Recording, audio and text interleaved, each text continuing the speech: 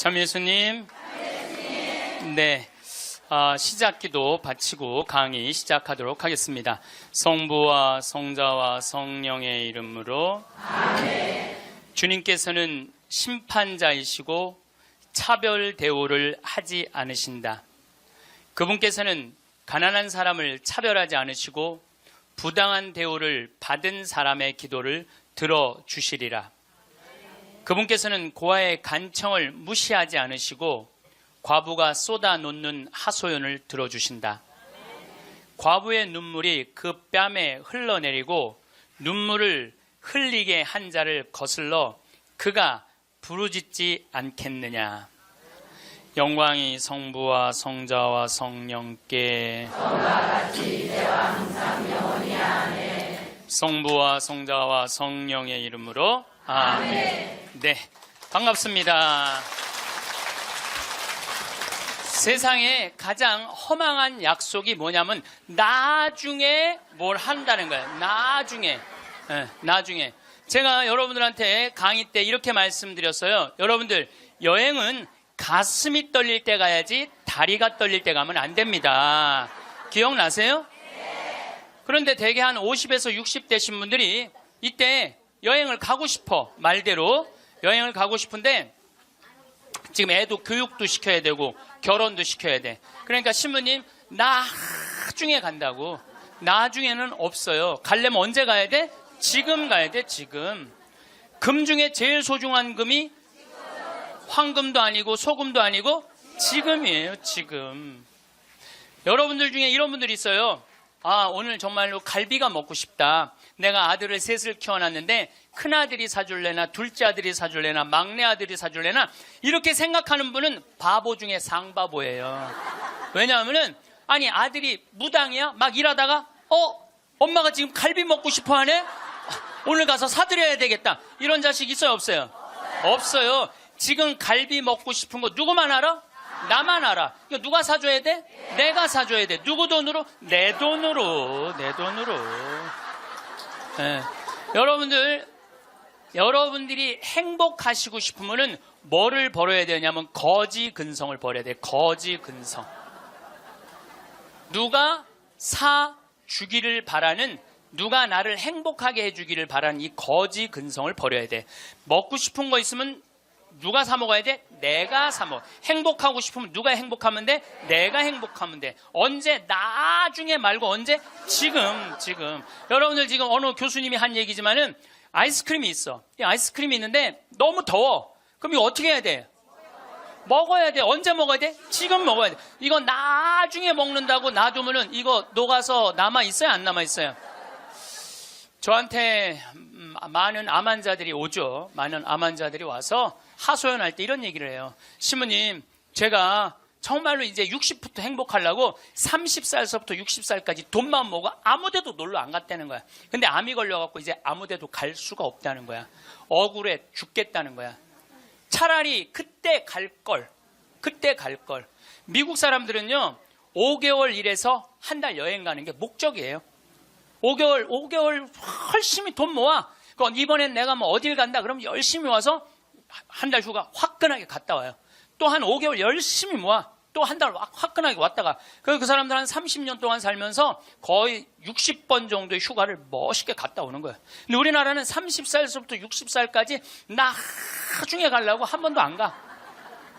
근데 덜커덕 뭐가 걸려? 암이 걸려갖고 이거 뭐 죽을지 살지 이거 모르는 그런 상황에 들어가는 경우가 많다는 거예요. 행복하려고 그러면 언제 행복해야 돼? 지금 행복해야 돼. 지금. 나중에는 기다려주지 않는다는 얘기예요.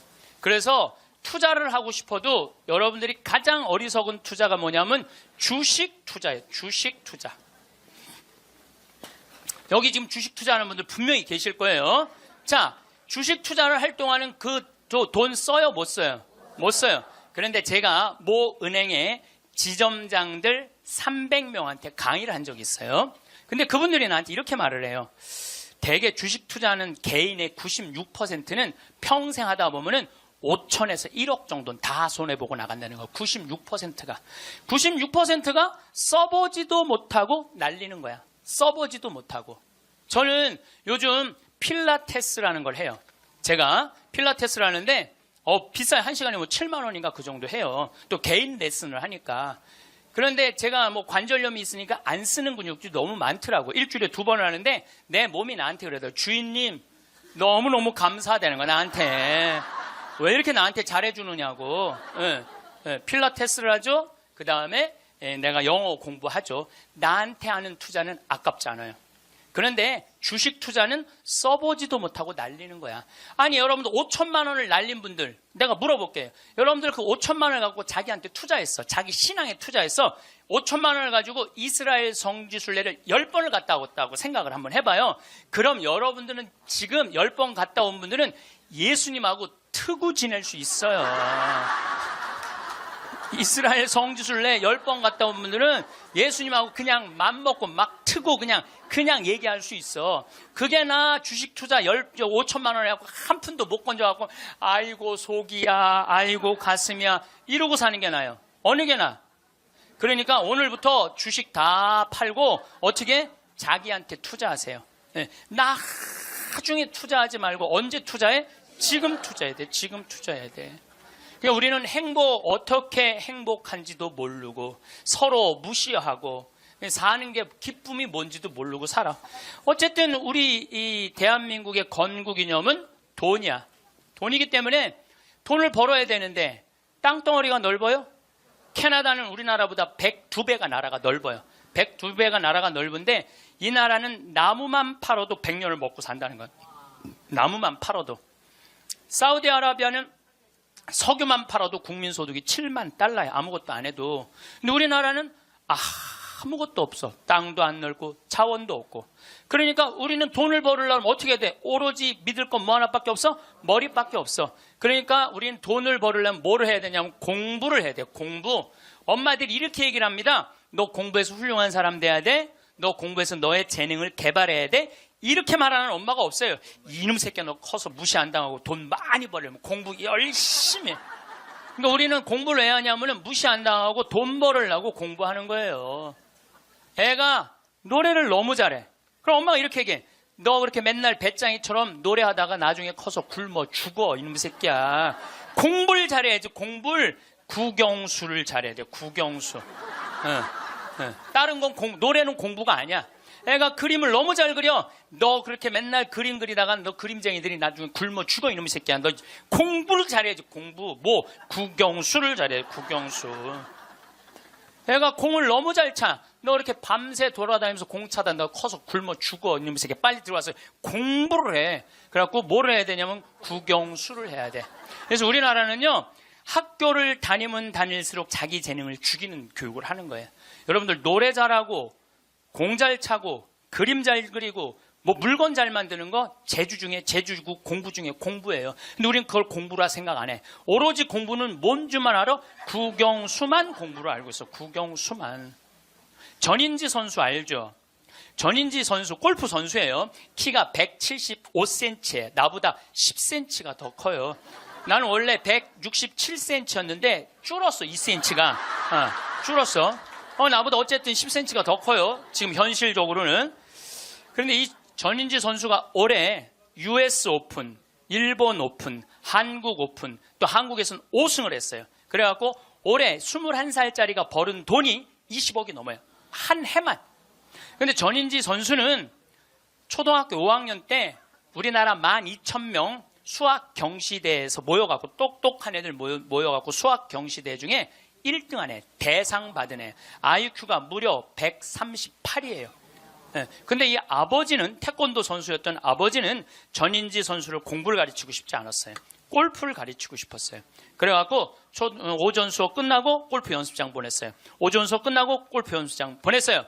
교감 선생님이 난리가 났어요. 아니 이 천재를 왜 수학연재를 운동을 시키느냐. 수학을 가르쳐야지. 그랬더니 조퇴를 계속 해주는 거야. 수업을 안 해주고 오전 수업하고 골프 연습장 가면 조퇴. 오전 수업 끝나고 골프 연습장 가면 조퇴. 수업을 안 쳐줬어요. 그러니까 이 아버지가 참 대단한 아버지야. 내가 보기엔 충청도 서산에 있는 초등학교 자기 딸을 제주도 광양초등학교로 전학을 시켜버려요. 골프 가르치고 싶다고. 그래갖고 전인지 선수는 이렇게 훌륭한 선수가 됐어요. 여러분들 전인지 선수가 지금 수학 영재로 매일 학원에 막 새벽 1시, 2시까지 공부하고 그리고 뭐 특목고 고등학교 들어가고 서울대 합격했다고 칩시다. 매일 공부한 전인지 선수가 어떨 것 같아요? 안경 이렇게 두꺼운 거 끼고 분명히 그랬을 거예요. 안경 두꺼운 거 끼고 허리는 약간 꾸부정해갖고 머리도 이상하게 해갖고 이러고 전인지 선수가 또 얼마나 예뻐요. 근데 그 미모도 다 없을 거야. 그냥 이러고 지금 서울대학 새벽 2, 3시까지 수학 문제 푸느냐고 그러고 앉아 있을 거예요. 그게 나요? 파란 잔디밭에서 드라이브 딱 치면은 뒤에서 이 관중들이 굿샷 하고 한번 US 오픈에 9억 딱 버는 게 어느 게 나요? 4일 동안 9억 버는 게. 이번에 부시 전 대통령이 한국에 와서 전인지 선수랑 골프를 치고 갔어요. US 오픈자는 그렇게 VIP랑 골프를 쳐야 되나 봐요. 자, 여러분들 이 골프를 칠 때는 부시 대통령이 영광일까요? 전인지 선수가 영광일까요? 부시가 영광이죠. 어떻게 지가 US 오픈자랑 골프를 쳐요. 전인지 선수가 지금 수학했으면 부시 대통령 와서 만날 것 같아요? 안 만날 것 같아요? 누군지도 몰라요. 이제는요. 공부 잘한다고 행복한 시대는 끝났어요. 자기 재능을 잘 키우는 사람이 행복한 시대가 온 거예요. 꼭 1등 한다고 행복해? 1등 한다고? 꼭 1등 한다고 행복해요? 나는 고등학교 다닐 때 전교 610명 중에 597등 한 사람이야. 597등. 내 뒤에 딱 13명 있었어. 13명. 예. 고등학교 1학년 때 정말 내 성적이에요. 그런데 작년이 내가 고등학교 졸업한 지 30년 되는 해, 작년이. 30년이 되면은 홈커밍 데이 행사를 한대요. 홈커밍 데이 행사라는 건 뭐냐면은 30년 만에 고등학교 졸업한 친구들끼리 다 모여, 호텔에서. 그래갖고 선생님 모셔다가 절도 하고, 그 다음에 누가 출세했는지, 누가 돈 많이 벌었는지, 누가 잘 사는지 못 사는지 확인하는 행사래요. 그게 나는 작년에 처음 들었어. 그런 게 있는 줄. 왜냐하면 난 고등학교 졸업하고 동창 모임을 단 한 번도 나간 적이 없어요. 왜냐하면 길이 다른데. 기숙사 생활 저기 막 7년 하고 신학교 10년 하고 신부됐는데 친구들을 만날 일이 하나도 없었어요. 근데 내가 졸업한 고등학교는 지금 현역 국회의원이 3명 있어요. 당 대표도 하나 있어요. 우리 학교 졸업생 중에. 현역 국회의원이 3명이나 있어요. 그래서 우리 시의 시장님도 우리 학교 5년 선배야. 나하고도 아주 친해. 나하고도 아주 친해. 그러니까 명문이죠, 명문. 근데 이제 뭐 음악회도 하고 그 호텔에 모여갖고 하는데 초청 강의 시간이 있대요. 근데 동창들이 모여서 회의를 했대. 우리 학교 졸업생 중에 가장 훌륭하게 된 사람이 누구냐? 그 사람을 데려다가 강의를 듣자. 근데 나래, 나 597등. 아니 1등을 데려다가 듣지 왜 597등을 데려다 들어? 그거는 우리 학교 출신 중에는 정부에서는 현재 차관까지 올라가 있는 친구가 있대요. 차관까지. 꽤 명문 학교죠. 훌륭하게 된 사람은 나보다 훨씬 많아요. 근데 우리 친구들이 훌륭하게 된 사람을 초청한 게 아니에요. 자기가 하고 싶은 것 사는 사람을 초청한 거. 왜냐하면 난 중고등학교 때 가장 하고 싶었던 게 신부님이에요. 너무너무 신부님이 되고 싶었어요. 그래서 597등 가지고는 신학교 원서도 못 내는 거. 원서도 어디다가 원서를 내. 그래서 오로지 신학교 가고 싶은 그 욕구에 공부 열심히 했어요. 그래서 고등학교 2학년 때는 전교 25등까지 올라갔어요. 전교 25등. 이것도 진짜고 이것도 진짜예요. 네. 근데 내가 나온 고등학교는 그때만 해도 서울대 연고들 1년에 100명씩 갔어요. 1년에 100명씩. 그렇게 성적이 좋았는데도 나는 서울대 연고대 관심도 없었어요. 오로지 어디만 관심이 있으면 신학교. 내 최고의 목표는 신학교예요. 신학교 합격을 했는데 온 세상을 다 얻은 것 같았어. 온 세상을. 그리고 신학교 7년 동안 정말 행복하게 지냈어요. 아니 먹여주지, 재워주지, 얼마나. 그리고 신경 하나도 안 쓰게 여자도 못 만나게 하지. 얼마나 좋아. 얼마나 행복해요. 그래서 서품을 받았는데 보좌 신부 3년을 했는데 16,000명 본당, 14,000명 본당, 5,000명 본당 보좌 신부를 했어요. 근데 우리 천주교 교우들 보좌 신부 바라보는 눈이 어떠냐면 하트야, 하트. 얼마나 보자 신부를 사랑해요. 그 28, 29, 30살에 그렇게 사랑받을 수 있는 젊은이가 얼마나 됐어요. 만약에 내가 장가를 갔다 하면은 그때 맨날 마누라한테 두들겨 맞으면서 마누라가 그래서 나가 죽어 그렇게 살 거면 맨날 그런 소리 들었을 거야. 그런데 사제가 되니까 그렇게 사랑을 받고 본당부 신부 10년 동안은 교우들이 나를 떠받들고 업고 다녔어요. 정말 나는 평택 비전동, 경기도 광주 오포 능평성당 두 본당의 교우들한테 정말 감사해요. 부족한 것이 참 많은 신부임에도 불구하고 정말로 전 세계에서 대한민국 교우들처럼 신부들한테 잘하는 교우가 어디 있어요. 10년 행복하게 지냈죠. 그리고 이제 강원도 평창에 가서 산 지 12년이 되는데 정말 요즘 같은 경우는요, 아침에 마당에 딱 서면 물 한 개 펴요. 밤낮 기온차가 있을 때 물 한 개가, 여러분들 물 한 개 피는 거 어떤 거 모르죠? 쫙 피어올라요. 그냥 눈에 보여요. 그리고 단풍이 쫙 있지. 마당에, 생태마을 마당에 딱 앉아서 강을 내려다보면 근심 걱정이 하나도, 걱정할 게 뭐 있어? 마누라가 있어, 자식이 있어. 근심 걱정이 하나도. 얼마나 행복해. 그러니까 친구들이, 동창들이 와서 나한테 와서 보는 거, 야, 너 정말로 행복해 보인다. 왜냐하면 하고 싶은 일을 하니까, 하고 싶은 일을 하니까 행복한 거예요. 1등이 행복한 게 아니에요, 여러분들. 정말 행복한 거는요, 꼴등도 행복한 나라가 행복한 거예요. 1등이 행복한 나라는 행복한 나라가 아니에요. 작년에 서울에 또 잘 사는 동네에 48살 먹은 명문 사립대 나온 사람이 자기 부인 43살 부인 죽이고 13살, 8살 딸 목 졸라 죽였어요. 아시죠? 근데 이 집이 아파트가 11억이래. 11억인데 이 주식 잡아서, 근저당을 잡아서 5억을 날렸대요. 5억을. 그리고 6억이 남은 거죠. 그런데 이제 날리고 난 다음에 왜 죽였느냐? 더 이상 강남에서 최고의 생활을 할 수 없다면 얘네들이 자괴감을 느낄 거라는 거야. 이렇게 사느니 차라리 죽는 게 낫다고 그러고 부인도 목 졸라 죽여, 딸들도, 멀쩡한 딸들도 목 졸라 죽인 거예요. 그러면 11억 아파트에 5억 날리면은 얼마 남는 거예요? 6억 남죠? 부인 통장에 3억 현찰이 있었대. 부인이 차분히 돈을 모아놔서. 그럼 9억이야. 꼭 강남에서 살아야 돼? 그 9억을 가지고 평창에 와서 살면은요, 평창에 와서 살면요, 갑부예요. 우리 땅 좋은 거 하나에 15만이 한 평에. 그러면 한 300평 사봐야 한 4,500만 원, 5천만 원이에요. 그리고 집 기가 막히게 잘 지면은요, 한 1억 5천이면 정말 이 서울의 어떤 집보다 멋있게 질 수 있어. 그래봤자 2억이야, 2억. 그리고 7억이 현찰로 남으면요, 평창에서 갑부로 살 수 있어요. 근데 우리는요, 1등에만 목을 매기 때문에 내려앉는 걸 할 줄 모르는 거예요. 내려앉는 걸 할 줄 모르는 거예요. 여기 있는 분들도 가만히 있어요. 난 망했어. 그리고 가만히 정신 차려보면 그래도 건질 게 많거든. 그런 거 정리해갖고 평창에 오면 다 되는 건데 여기서 살라고 그러니까 힘든 거예요. 여기서 살라고 그러니까. 그러니까 1등병을 고쳐야 돼요. 1등병을. 자기가 하고 싶은 거 하고 사는 게 제일 좋은 거예요. 우리 집에 조카가 하나 있는데 3년 전에 내가 잠비아를 데리고 갔다가 얘가 말라리아에 걸렸어요. 그래갖고 여러분 1년에 말라리아로 걸려 죽는 숫자가 얼마냐면 300만 명이에요. 300만 명. 예. 근데 처음에는 말라리아인지 뭐 독감인 줄 알고 계속 수원에 있는 병원에 있었어. 근데 보니까 이게 치료가 안 되는 거야. 점점 백혈구 수치가 올라가는 거야. 죽기 직전까지 올라간 거죠.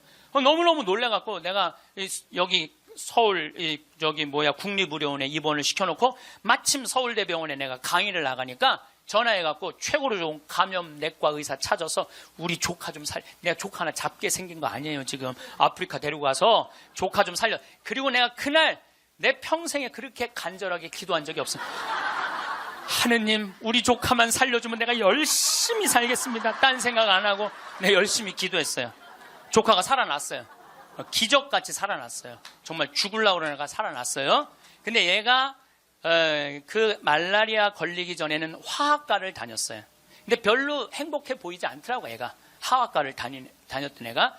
근데 말라리아 치료되고 난 다음에 학교를 때려쳤어요.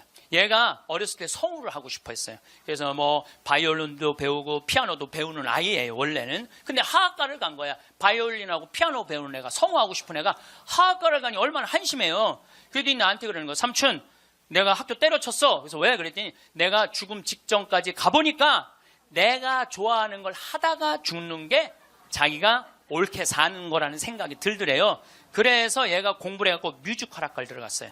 뮤지컬 학과를 들어가고 아니 가자마자 장학금을 받고 다니는 거야. 하학과 다닐 땐 장학금 하나도 받지 못했던 애가 자기가 좋아하는 걸 하면은 되는 거예요. 뭐 청음은 만점이래요. 이번 축일 때 얘가 우리 생태마을에 와갖고 저 삼촌 때문에 내가 인생이 바뀌었다 그러면서 노래를 하는데요. 정말로 웬만한 기성 그 뮤지컬 가수보다도 정말 잘한다고 하면 좀 문제가 있겠지만 절대 노래를 기가 막히게 잘하더라고. 얘가 노래를 얼마나 잘하는지 얘가 막 내가 심장이 떨리더라고. 심장이.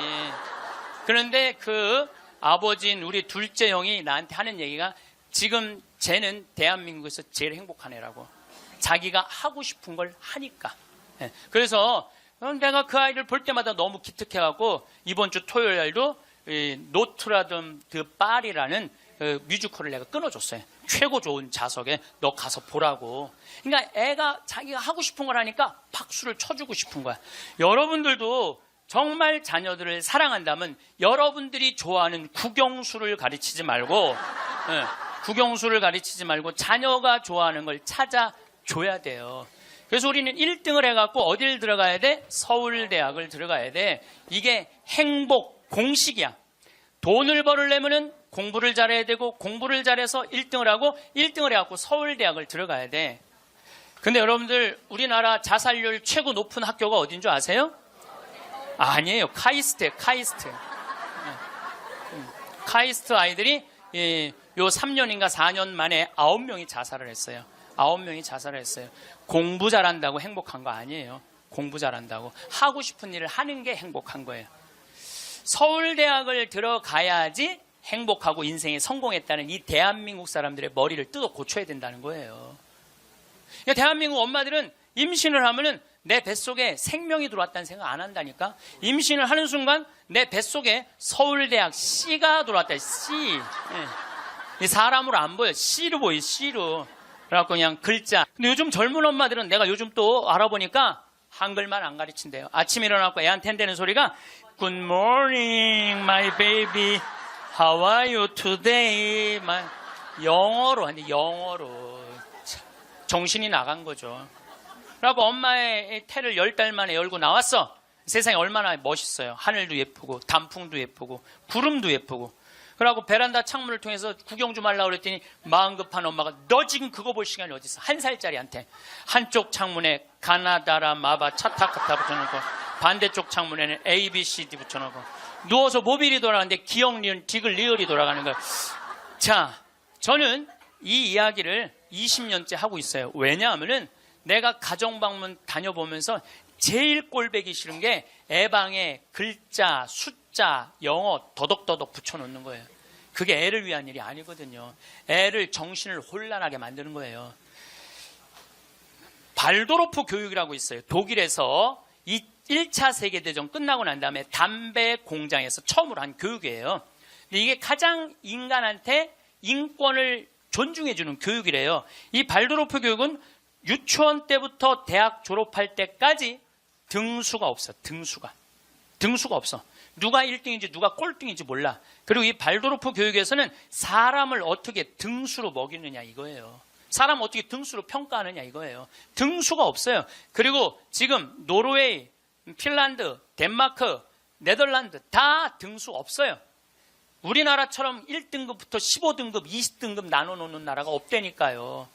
참 불행한 거예요. 이건 교육이 아니에요. 교육이. 근데 이 발도르프 교육에서 가장 하지 말아야 되는 거 머리맡에 모빌 달아놓지 말라는 거예요. 애기한테 모빌 달아놓으면 절대 안 된다는 거예요. 생각을 해봐요. 하루 종일 가나다라 갖고 놀고 ABCD 갖고 놀고 1, 2, 3, 4 갖고 놀아서 너무 피곤해. 그래서 잤어 밤에. 자고 한 8시간 잤어. 아, 오늘 하루를 개운하게 시작해볼까? 눈을 딱 떴는데 기역, 니은, 디귿, 리을이 돌아가.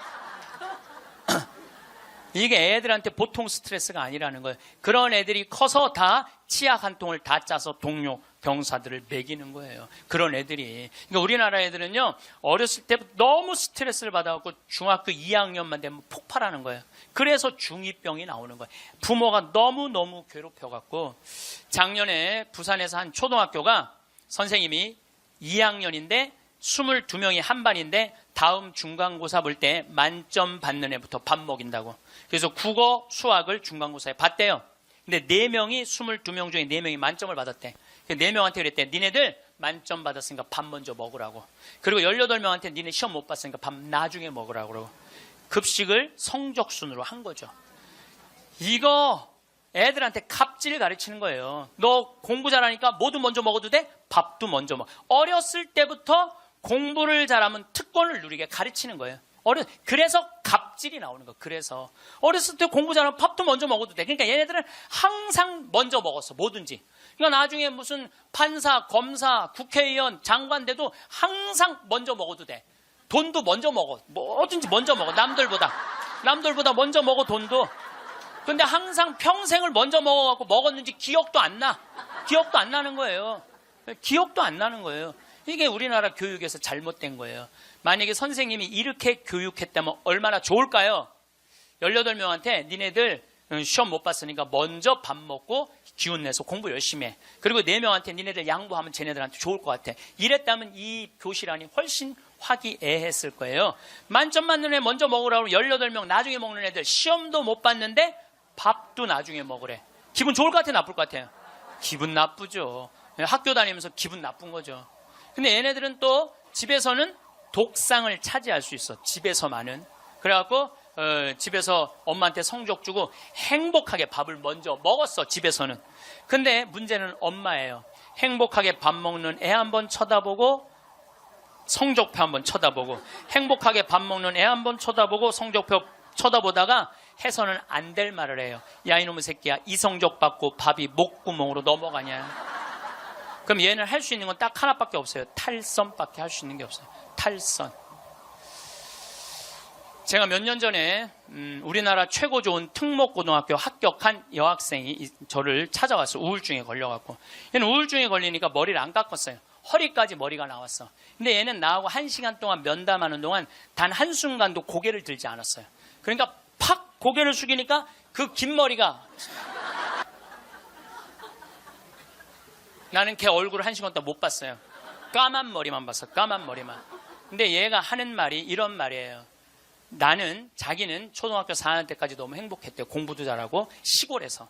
근데 선생님이 엄마를 부르더니 얘는 여기다 놓기 너무 아까운 애라고.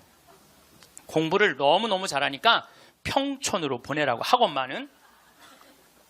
그래서 평촌으로 엄마가 전학을 보냈대요. 근데 여러분들 이거 생각해야 돼요.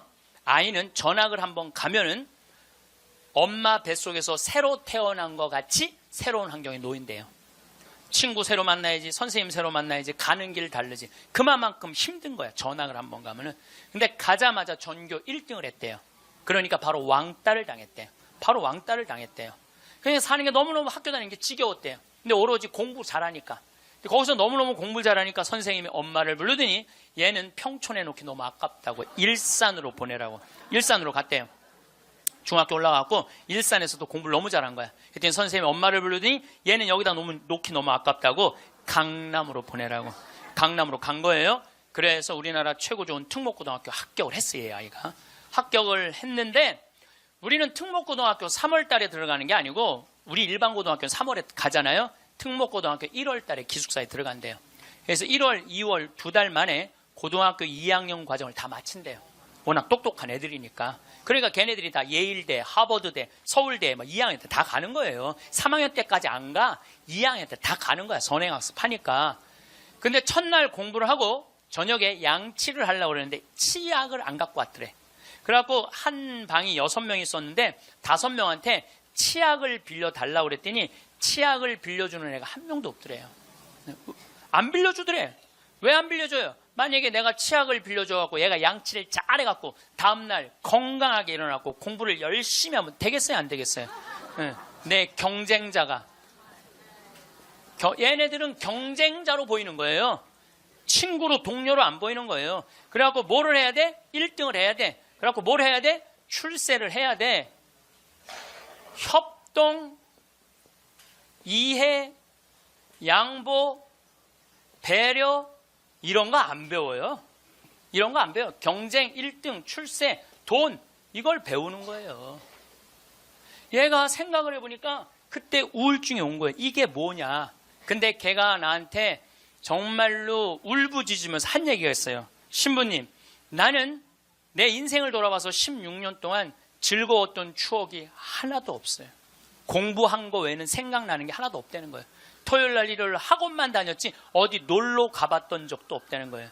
그러니까 추억이 하나도 없는 애들이 특 먹고 가는 거예요. 그리고 그중에 진짜 4당 오락 4시간 자면은 합격, 5시간 자면은 떨어져. 그러니까 4시간밖에 안 자고 공부만 하는 애들이 서울대학 가는 거예요.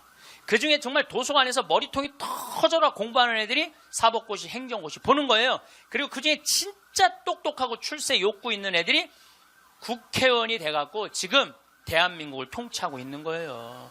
여러분들 대한민국 요즘 국회 보면 맨날 서로 협동하고 이해하고 양보하고 배려해요? 맨날 머리통이 터지게 싸우지 않아요? 대한민국 국회의원은 누가 만들어낸 거냐면 여러분들이 만들어낸 거예요. 대한민국 모든 사람들이 만들어낸 거예요. 대한민국 국회는 대한민국 교육의 결정체예요. 만약에 대한민국 교육이 협동하고 이해하고 양보하고 배려하는 걸로 가르쳤다면 우리나라 국회의원들 서로 항상 서로 여야가 합의 보고 협동하고 양보하고 그렇게 나갔을 거야. 근데 초등학교 때부터 그렇게 배운 적이 없어. 경쟁하고 1등하고 출세하고 자기 잘난 것만 배웠어. 그러니까 지금 국회가 저러고 있는 거예요. 내가 보기엔 올해도 예산안이 처리가 될지 안 될지 그놈의 국정교과서인가 뭔가 때문에 처리될지 안 될지 그건 지금 정말 한심한 거예요. 국정교과서 잠깐 얘기를 하면은요. 여러분들 국가가 정해준 교과서로 공부를 하는 걸 국정교과서라고 그래요. 그러니까 한 권을 가지고 공부를 하는 거. 역사책을 가지고 한 권을 갖고 공부를 하는데 복음도 사복음이야. 마테오, 마르코, 루카, 요한이야. 예수님을 이렇게 서술하는 것도 4가지 관점에서 서술을 하는 거예요. 내가 만약에 마테오 복음만 읽었다면요, 나는 이방인이 바라보는 예수님은 이해하지 못했을 거예요. 그 다음에 요한복음을 내가 공부를 안 했다면 예수님의 영적인 세계를 알지 못했을 거예요. 루카복음을 이해하지 않았다면 예수님이 사람을 어떻게 사랑하는지 몰랐을 거야. 마테오복음만 읽었다면 구원에 관련된 유대인의 사고만 배웠겠지. 그러니까 국정교과서 내용이 뭐가 담기는 게 그게 중요한 게 아니야. 한 가지만 가르치는 게 가장 무서운 거야. 한 가지만. 사람은요, 여기서부터 부산까지 경부고속도로만 가야 돼. 니네들 죽으나 사나? 아니, 나같이 평창에 있는 놈은 경부고속도로 가려면 여기 수원까지 와서 타고 내려가야 되잖아요. 우리는 중앙고속도로 내려가면 바로인데. 그렇잖아요. 서울서부터 부산까지 가는 건 경부고속도로만 가면 갈 수 있는 길이 얼마든지 있는데 국정교과서, 국가에서 정해주는 것만 애들 배우라는 거예요. 그러니까 이게 답답한 거예요. 그러니까 타협, 양보, 이해, 배려가 생기지가 않는 거예요. 그게 내용이 뭐가 담기는 건 난 모르겠어. 내용이. 그렇지만은 이 자유를 박탈하는 거예요. 자유를. 그러니까 우리나라 아이들은 경쟁 1등 출세, 무슨 교육부 장관인가 뭐 하는 분이 왜 한 가지 애들이 답이 헷갈리면 어떻게 하냐 그래. 답이 헷갈리면. 이게 참. 이게 지금 내가 평화방송 강의하면서 할 얘기는 아니지만은 답이 어딨어. 답이, 인생의 답이 어딨어. 자기가 찾아가는 게 답이지. 그러니까 우리는 1등부터 꼴등까지 정해놓고 1등은 훌륭하고 꼴등은 안 훌륭하다. 이거하고 국정교과서 똑같은 거예요. 똑같은 거야. 참 가슴 아픈 일이죠.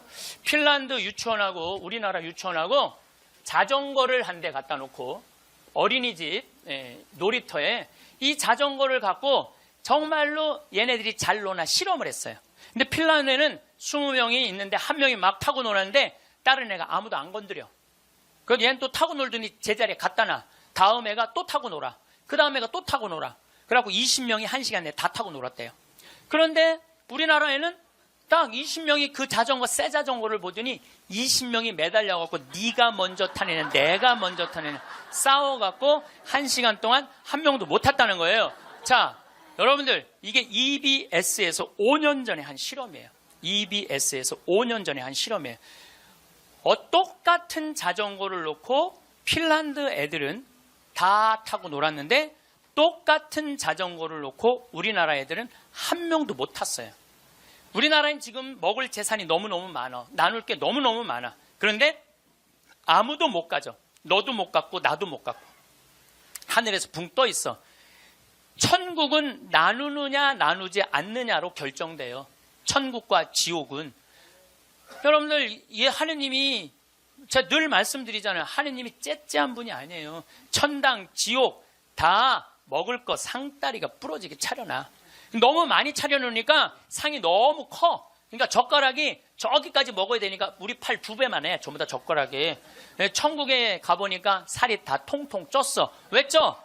이걸 찝어갖고 저쪽에 있는 애한테 너도 한번 먹어봐. 너도 한번 먹어봐. 너도 한번 먹어. 서로 먹여주는데 지옥은 자기 팔보다 2배 긴 젓가락을 쥐고 저만 먹으려고. 이 자전거하고 이거하고 똑같은 거예요. 우리나라도 지금 똑같아요.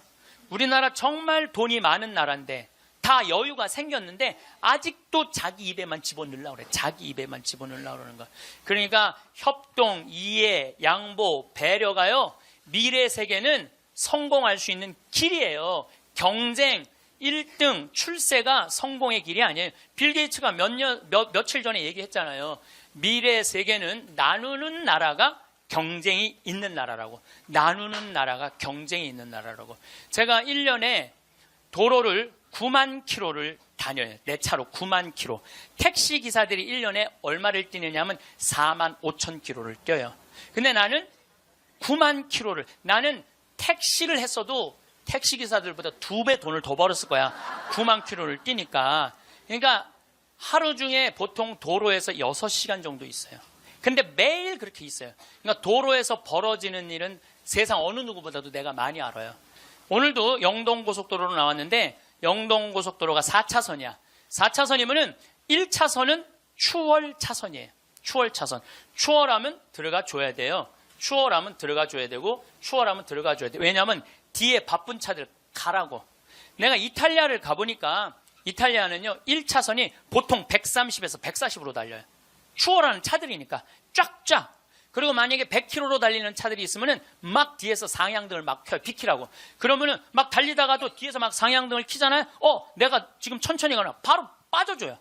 내가 그걸 보고 내가 촌놈 유럽 여행기 그 책에도 썼지만은 너무 신기한 거야. 그냥 쉑쉑 가는 거예요. 그리고 바로바로 비켜주고 너무 신기하더라고요. 근데 우리나라는요 1차선에서 시속 95km로 앞에는 3km가 뻥 뚫려 있어. 그래도 단 한 번도 차선 안 바꿔요. 자기 때문에 뒤에 1km가 꽉 막혀 있는데도 한 번도 차선 안 바꿔요. 오로지 1차선으로만 가. 왜 그런 줄 알아? 우리는 1등에 한이 맺혀갖고 도로도 1차선으로 1등에 한이 맺혀 도로도 1차선으로 가야 돼요. 우리는. 4차선으로 가면은 내가 꼴등하는 기분이 들어요. 4차선. 그래서 여러분들 한번 보세요. 우리나라 이제 4차선 도로를 가보시면은요 4차선이 텅텅 비일 때가 대부분이에요. 1차선은 꽉 차도. 죽으나 사나 1차선이야. 그러니까 너무 열받으니까 쫓아가갖고 이 야구 방망이로 앞에 앞유리를 깨고 3단봉으로 내리치고 비비총으로 쏘고 서로 양보를 못하는 거예요. 자존심이 상하는 거예요. 아니 자기가 좀 늦으면 2차선으로 가든 3차선으로 가든 4차선으로 가는데 우리는 이게 안 되는 거예요. 그리고 방향 지시등을 켜주는 건 예의야. 뒷사람에 대한 예의야. 그런데 10대 중에 방향 지시등을 켜주는 차들은 3대 내지 4대밖에 안 돼요. 그냥 들어가고 싶으면 들어가고 나가고 싶으면 나가고 자기 하고 싶은 대로 하는 거예요. 서로에 대한 예의가 안 갖춰져 있으니까 매일매일 폭력적인 일이 벌어지는 거예요. 가장 기본적인 걸 안 가르치는 거죠. 가장. 근데 지난번에는 뭐 서울에서 강의가 있어갖고 나오는데 2000쯤 나왔는데 뒤에 앰뷸런스가 내가 봐도 무지하게 급한 것 같아. 달려오는 게 막 상향등에 비상 깜빡이에 뭐 삐우삐우에 정신이 하나도 없는 거예요. 그런데 내가 딱 자리를 비켜줬는데 앞에 10대 중에 내가 쉬어봤어요. 몇 대가 비키나 딱 3대 비키는 거야. 나머지 7대는 그냥 가는 거야. 그러니까 너무너무 급하니까 지가 막 2차선 3차선을 막 가더라고요. 그 앰뷸런스가. 그만큼 남에 대한 배려가 없는 거예요. 내가 아니 왜 저 바쁜 차로면 딱 비켜. 미국이나 캐나다는요 앰뷸런스나 경찰차가 소방관차가 딱 하잖아요. 모든 차는 양쪽 쫙 갈라져요. 그리고 아예 서버려. 그 차 가라고. 그게 기본적인 배려예요, 배려. 근데 우리는 왜 안 비키냐 그랬더니 그런 심리가 있대요. 저 안에 아무도 없을 거야. 지가 바빠서 저거 키고 가는 걸 거야. 이런 심리가 있대요. 참 얼마나 우리가 지금 기본이 안 돼 있는 이게 지금 우리의 문화 안에 있는지 몰라요.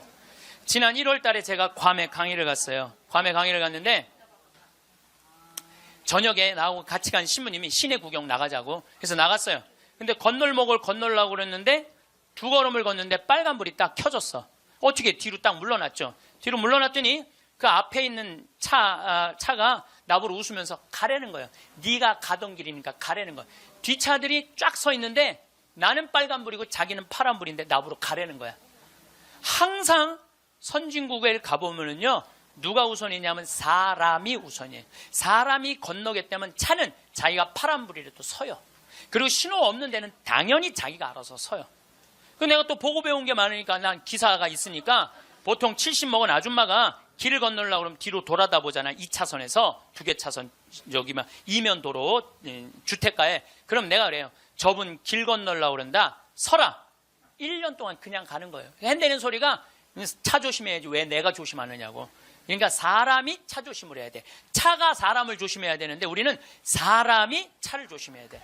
하도 내가 잔소리하니까 요즘은 서요. 딱 우리 서갖고 웃으면서 가라고. 그럼 70 먹은 아줌마가 느닷없이 우리가 쓰잖아요. 웃으면서 가라고 그러잖아요. 그럼 70 먹은 아줌마가 우리 차를 보고 표정이 이런 표정이야. 진짜 가도 돼? 이런 표정이야. 진짜 가도 돼? 이런 표정. 그래서 우리가 웃으면서 진짜 가도 돼요. 예. 그럼 그때서 웃으면서 건너가요. 그러니까 자기를 위해서 차가 서준다는 건 상상을 못하는 거죠. 자기를 위해서 차가 서준다는 거는. 제가 지난번에 원주 국토관리청에서 강의가 있었어요. 원주 국토관리청에서 강의가 가깝잖아요. 내가 운전하고 나갔어요. 운전하고 나갔는데 치악체육관에서 강의 끝나고 돌아오는데 치악체육관에서 가는데 도로 한가운데 젊은이가 라켓 2개를 뒤에다가 메고 가운데 갇힌 거야. 걔네들이 갇혀있는데 차들이 싱싱 달리더라고. 건널목 한가운데 갇혀있는데. 그래서 내가 차를 딱 세웠어요. 내가 쓰니까 뒷차들도 다 섰죠. 한 개 차선이니까 다 서갖고 내가 쓰면서 웃으면서 건너가라고. 그랬더니 젊은이 둘이서 날 보고 하는 표정이 진짜 가도 돼? 이런 표정이에요. 진짜 가도 돼? 그래서 내가 진짜 가도 돼. 그랬더니 얘네들이 이 산더미만한 애들이 딱 건너가다가 갑자기 내 차로 몸을 돌리더니 90도 인사를 하고 가는 거예요. 걔네들 기분 좋게 건너가고 나 기분 좋은데 걸리는 시간이 3초밖에 안 걸렸어요. 3초. 근데 우리는 그 3초를 내놓지 못하는 거예요. 사람을 무시하는 거죠. 사람을 존중해 주는 게 아니라 사람을 무시하는 거예요. 제가 영어학원 다닌다고 이제 영어학원을 다니는데 이제 지하에다 주차를 해놓고 이제 올라와요. 주차 1층에서 이제 내려야 돼요, 저는. 근데 이제 3층, 4층에 중학교 애들 영어 이제 학원이 있어요. 그 딱 내리면은 1층에서 내리려면 애들이 한 20명 서 있어, 바깥에. 안에, 이 엘리베이터 안에 사람이 꽉 차 있어. 근데 내리는데도 걔네들 밀고 들어와요. 내리는데도. 학원은 다녀서 뭐해? 가장 기본적인 게 아무리 국영수를 잘하면 뭐해? 가장 기본적인 질서를 안 지키는데 지금 여러분들 자녀들한테 백날 공부 가르쳐 봐요. 남을 양보하고 배려하고 남에 대한 어떤 협동이라든지 이런 게 안 가르쳐주면 안 지켜주면 공부해나 마나예요. 지금 대한민국은요, 밑빠진 독에 물 붓고 앉아 있는 거예요. 이건 교육이 아니에요. 진정한 교육은 뭐냐면 사람을 존중해 주는 거예요. 자유를 존중해 주는 거예요. 선택권을 주는 거예요. 국정교과서로서 선택권을 뺏는 게 아니고, 그게 교육이고 그게 자유고 그게 민주주의예요. 그게 예수님이 원하는 거예요. 어느 누구도 무시하지 말라는 거. 이게 예수님이 원하는 거예요. 여러분들도 우리 삶 안에서 내가 얼마나 사람을 존중하고 사람을 배려하나 좀 생각을 해봐야 될 것 같아. 근데 이게 하루아침에 생긴 게 아니야. 하루아침에 사람을 무시하는 게 생긴 게 아니라니까. 조선 500년 내내 사람을 무시하는 문화가 돼 있어요. 누가 조선이 선비의 나라라고 그래. 선비는 10%밖에 안 됐어요. 90%는 평민이고 노비야. 90%는 온데간데 없고 조선이 선비의 나라라고. 그 10%만 위한 나라야. 부자만을 위한 나라일 수가 있다는 거죠. 조선 500년에 대한 이야기는 다음 시간에 이야기하도록 하겠습니다. 마침 기도 바치겠습니다.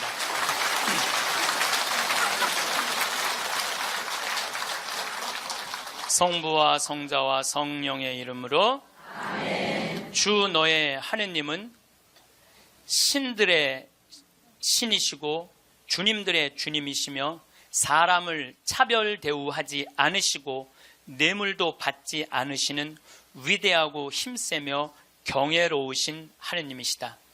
또한 그분은 고아와 과부의 권리를 되찾아 주시고 이방인을 사랑하시어 그에게 음식과 옷을 주시는 분이시다.